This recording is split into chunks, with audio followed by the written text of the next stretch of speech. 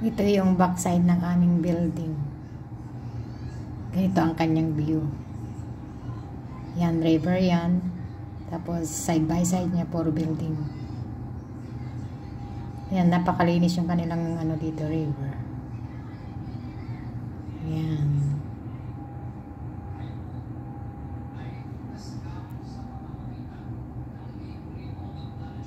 Sa baba namin, release ng mga train. Malapit lang kami dito lahat.